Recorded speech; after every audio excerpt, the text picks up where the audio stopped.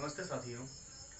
आज के वीडियो में हम सौर मंडल के बारे में जानकारी प्राप्त करेंगे। जैसा कि आप सभी लोग जानते हैं, हमारे इसके पहले के वीडियो में खगोलीय भूगोल के अंतर्गत ब्रह्मांड के बारे में बताया गया, आकाश गंगाओं के बारे में बताया गया, अपने तारे सूर्य के बारे में बताया गया और उसी हमारे तारे सूर्य से संबंधित है हमारा सौर मंडल, सोलर सिस्टम। सोलर जितने भी हमारी आकाश गंगाओं में तारे पाए जाते हैं, उन सभी तारों के पास अपना एक सोलर सिस्टम होता है। शोध का विषय यह है कि जिस तरह से सूर्य के परिवार के पास अर्थात सूर्य के सौर मंडल के पास पृथ्वी जैसी जीवनदायिनी ग्रह है, क्या अन्य सभी तारों के पास ऐसी ग्रह है? यह भी शोध का विषय है।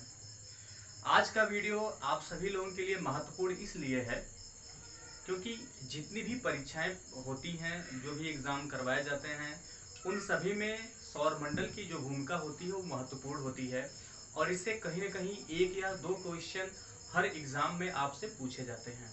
वो सामान्यतः ग्रहों से संबंधित होते हैं या उपग्रहों से संबंधित होते हैं या क्षुद्र ग्रहों से संबंधित हो सकते हैं। मेरे इस वीडियो के अंतर्गत इन्हीं सभी टॉपिकों का अध्ययन करने की कोशिश की जाएगी और इसमें सबसे पहले हम देखेंगे कि सौर मंडल क्या है। हमने अपने पहले के ही वीडियो में आप सभी लोगों को बता दिया है कि सौर मंडल क्या है। ब्रह्मांड की जब हमने परिभाषा दी थी तो हमने कहा था कि हम और पृथ्वी हमारे सौर मंडल का अंग हैं और हमारा सौर मंडल हमारी आकाशगंगा मंदाकिनी की मध्यवर्ती घूर्णनशील भुजा का अंश है। तो वहां पे हमने सौर मंडल के बारे में बताया था कि सौर मंडल के अंतर्गत कुछ अन्य तथ्य आते हैं और वही तथ्य सौर मंडल को परिभाषित करते हैं। जैसे कि सूर्य और उसका परिक्रमण करने वालों ग्रहों, उपग्रहों, उल्काओं, क्षुद्र ग्रहों, उच्छल तारों तथा धूल कणों आदि के संयुक्त रूप को सौर मंडल कहा जाता है या सौर मंडल के नाम से जाना जाता है। सौर मंडल को हम सौर मंडल के अलावा सौर परिवार भी बोलते हैं और अंग्रेजी में सोलर सिस्टम के नाम से भी जानते हैं।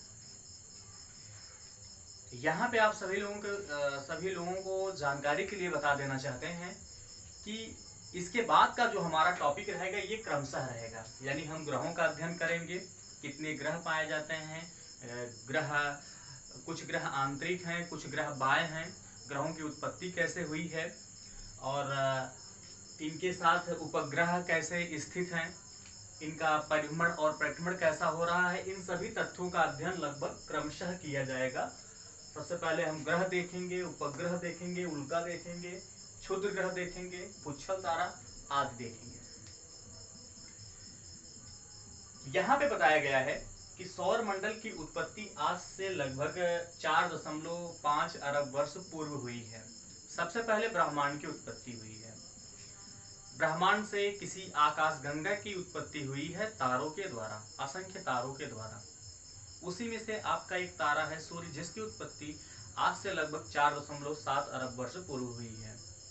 सूर्य से ही पृथ्वी की उत्पत्ति हुई है, अर्थात 4.6 अरब वर्ष पहले पृथ्वी की उत्पत्ति हो चुकी है। जब सभी ग्रहों, उपग्रहों, क्षुद्र ग्रहों, उल्कापिंडों, धूमकेतुओं आदि की उत्पत्ति हो जाती है, तब हमारा बनता है सौर मंडल। अर्थात कब बनकर के तैयार हुआ है? 4.5 अरब वर्ष पहले। सौर मंडल का जो मुखिया है सूर्य है। सूर्य के बारे में हमने अपने इसके पहले के वीडियो में देखा है और उसका लिंक अपने इस वीडियो के डिस्क्रिप्शन बॉक्स में दे दिए हैं। वहां पे आप जाकर के उस वीडियो को देख सकते हैं कि सूर्य जो है एक मध्यम आकार का तारा है, अपनी बीच की उम्र को बिता चुका है और सौर मंडल का जनक है। साथ ही साथ सौर मंडल में ऊर्जा का प्रधान स्रोत है या केंद्र है। ये हो गया सौर मंडल के बारे में एक सामान्य सा परिचय। सौर मंडल में जब हम आगे बढ़ते हैं तो बात करते हैं ग्रहों की, क्योंकि सौर मंडल में सूर्य के बाद जो सबसे पहला आता है वो होता है ग्रह। ग्रहों की परिभाषा IAU के द्वारा दी गई है। IAU का तात्पर्य है इंटरनेशनल एस्ट्रोनॉमिकल यूनियन। IAU ये एक अंतरराष्ट्रीय खगोलीय संघ है जिसका काम है कि अंतरिक्ष से संबंधित जितनी भी खोजें हुई हैं उसको डिसाइड करना कि वो तारा है कि क्षुद्र ग्रह है कि आकाशगंगा है कि क्या है, ये सब कौन डिसाइड करता है? ये एक अंतरराष्ट्रीय संगठन है, ये डिसाइड करता है और यही परिभाषित भी करता है कि कौन सा पिंड ग्रह हो सकता है, उपग्रह हो सकता है और क्षुद्र ग्रह हो सकता है। इसी के क्रम में IAU के द्वारा ग्रहों को परिभाषित किया गया है। चलिए हम आगे बढ़ते हैं, ग्रहों के पास चलते हैं कि वास्तव में ग्रह हैं क्या। यहाँ पे हम देखते हैं ग्रहों के बारे में। प्लैनेट को IAU के द्वारा परिभाषित किया गया है। IAU के बारे में मैंने पहले ही बता दिया कि ये एक अंतर्राष्ट्रीय संगठन है जो कि खगोल से संबंधित है। इसके द्वारा जो परिभाषा दी गई है, पहली जो परिभाषा है, ऐसे पिंड जो अपनी निश्चित कक्षा में जो सूर्य के चारों तरफ परिक्रमा कर रहे हैं क्या कहलाएंगे? ग्रह कहलाएंगे। दूसरी परिभाषा है कि उनका अपना खुद का ग्रेविटेशनल फोर्स इतना हो कि उनका आकार लगभग कैसा हो? गोल हो, तो ही वो क्या कहलाएंगे? ग्रह कहलाएंगे। अब यहाँ पे IAU ने तो ग्रहों की परिभाषा दे दी, लेकिन अगर हम 2006 के पहले की बात करते हैं, कब की? वर्ष 2006 के पहले हमारे सौर मंडल में कुल 9 ग्रह थे। कितने ग्रह थे? 9 ग्रह थे। अचानक IAU के निवासियों का जो ध्यान जाता है इन 9 ग्रहों पर जाता है। ये 9 ग्रह कौन कौन से थे? बुध, शुक्र, क्रमशः लिख रहे हैं, पृथ्वी, मंगल, शनि, माफ कीजिएगा बृहस्पति है, शनि, सैटर्न, अरुण, यूरेनस, वरुण, Neptune, Mercury, Venus, Earth, Mars, Jupiter, Saturn, Uranus, Neptune. Last में था हमारा प्लूटो, यम महोदय था। और इन सब का पिता कौन था? सूर्य था। कब की बात कर रहे हैं हम? 2006 के पहले की बात कर रहे हैं। भारतीय धार्मिक ग्रंथों में भी बताया गया है कि इन सभी ग्रहों की उत्पत्ति किससे हुई है? सूर्य से हुई है। ये सब सूर्य पुत्र माने जाते हैं। स्पेशली कौन कौन? शनि और यम। शनि सूर्य पुत्र हैं, यम भी क्या है? सूर्य पुत्र हैं। शनि और यम दोनों भाई भाई हैं। और इनकी माता का नाम क्या है? किसकी माता का नाम? इनकी माता का नाम और इनकी पत्नी का नाम संध्या या छाया है। तो ये तो थोड़ा हट के बात हो गई। अभी हम देखते हैं 2006 के पहले की स्थिति। 9 ग्रह थे। वैज्ञानिकों ने अध्ययन किया किस पे? यम पर अध्ययन किया। यम पर फोकस किया। जब देखा यम को देखा जब, तो यहाँ पे अपना सूर्य था, बाकी बुध, शुक्र, पृथ्वी, मंगल, बृहस्पति, शनि, अरुण और वरुण और यम थी। ये लास्ट वाला कौन था? यम था। अब जहां पे ये सूर्य के चारों तरफ चक्कर लगा रहे थे बृहद वृत्ताकार मार्ग में और एक अपनी निश्चित कक्षा में चक्कर लगा रहे थे, तो निश्चित रूप से ये क्या कहलाए? ग्रह कहलाए। ये सभी क्या कहलाए? ग्रह कहलाए। और इनके पास इतना ग्रेविटेशनल फोर्स था, इनका खुद का अपना ग्रेविटेशनल फोर्स था, जिससे इनका आकार लगभग क्या रहा? गोल रहा। इसको अब हम ग्रहों की श्रेणी से हटा तो सकते नहीं हैं, क्योंकि ये IAU के द्वारा बताई गई सभी विशेषताओं को फॉलो करते हैं। इसके बाद हमारे यम महोदय थे।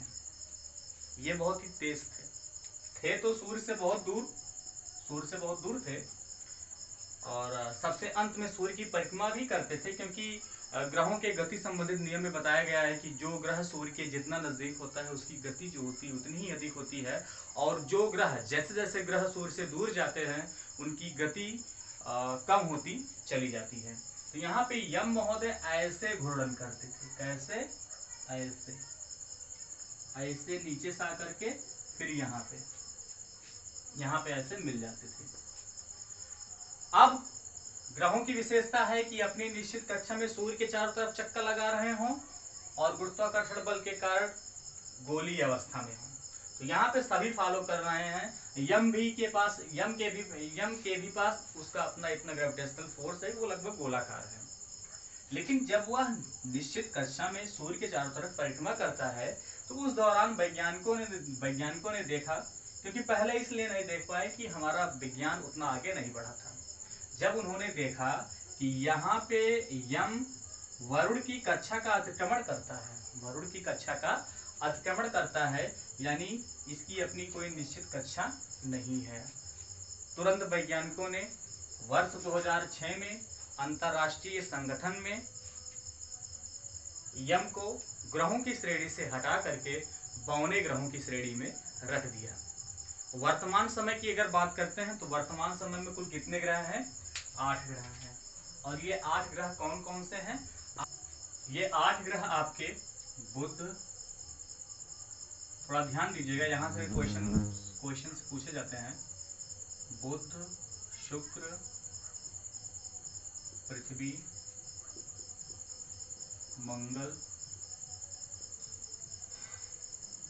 बृहस्पति, शनि, अरुण और वरुण। ये कुल कितने ग्रह हैं? 8 ग्रह हैं। ये दूरी के अनुसार है। यहाँ पे कौन है आपका? हमारा सूर्य है यहाँ पे। ये दूरी के अनुसार ये क्रम हो गया ग्रहों का। पहले बुध आएगा, शुक्र, फिर पृथ्वी, मंगल, बृहस्पति, शनि, अरुण, वरुण। आकार देखते हैं। आकार में जो अंत के 4 ग्रह हैं ये क्रमशः हैं, अर्थात बृहस्पति नंबर 1 पे है, नंबर 2 पे सैटर्न है, नंबर 3 पे यूरेनस है और नंबर 4 पर नेपच्यून है। यहाँ पर आते हैं तो पृथ्वी के पास स्थिति बदल जाती है, क्योंकि नंबर 5 पे कौन हो जाती है? पृथ्वी। नंबर 6 पे आपका हो जाता है शुक्र, नंबर 7 पे आपका हो जाता है मंगल और नंबर 8 पे कौन होता है? लास्ट में बुध होता है। इन ग्रहों को कुछ और भागों में बांटा गया है।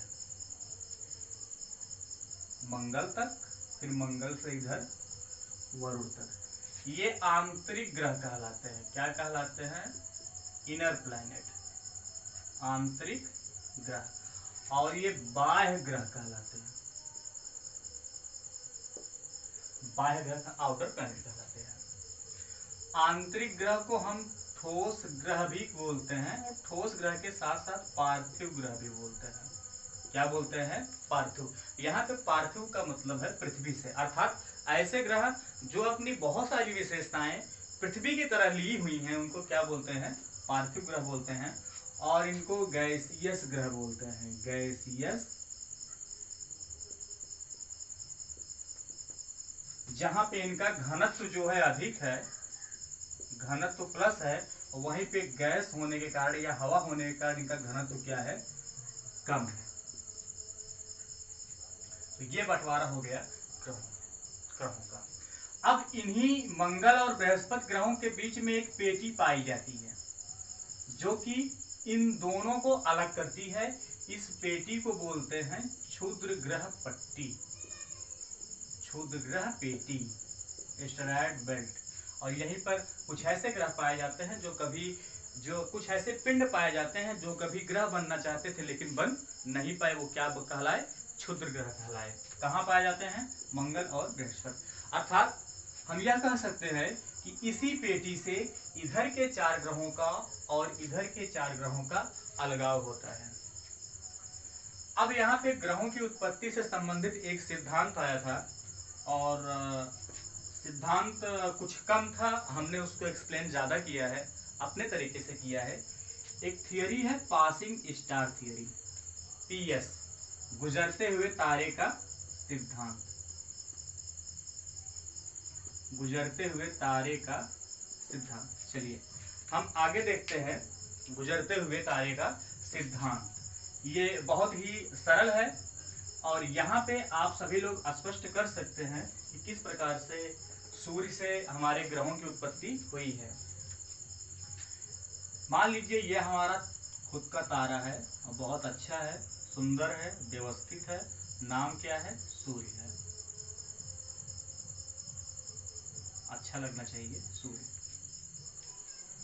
अब सूर्य की स्थिति क्या है? ग्रेविटेशनल फोर्स जो है इसका जी का मान बहुत ज्यादा है, और जो इसकी डेंसिटी है ये भी क्या है? बहुत ज्यादा है, क्योंकि यह किस अवस्था में है? ठोस अवस्था में है। अब यहीं पर एक ऐसा तारा था जो कि घूम टहल रहा था, हर सबके पास जाता था, सभी के पास, और इसका नाम हमने क्या रखा? पासिंग स्टार रखा। तो ये भी तारा था, निश्चित रूप से सूर्य की तरह हमें भी इसको बनाना होगा।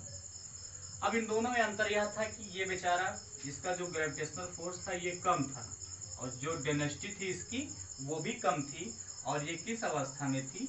गैसीय अवस्था में। अब घूम रहा था क्योंकि घुमक्कड़ था। अब घूमते घूमते कहाँ पहुंचा?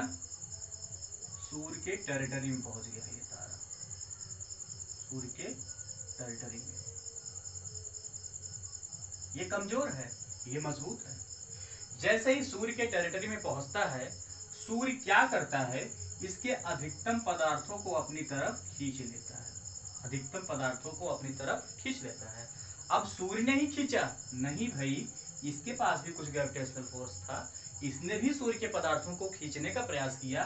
खींचा तो, लेकिन मगर बहुत थोड़े पदार्थों को खींचा, ज्यादा पदार्थों को ये खींच नहीं पाया, क्योंकि सूर्य मजबूत स्थिति में था। अब जब यह स्थिति हुई तो अब ये बेचारा हारने के बाद भाग गया। हारने के बाद जो बचा खुचा था वो भाग गया, दूसरी जगह चला गया। अब जब यह चला गया तो यहाँ से तारे का अस्तित्व खत्म। ये इसके जो पदार्थ थे जिसको सूर्य ने खींचा था वही बचे।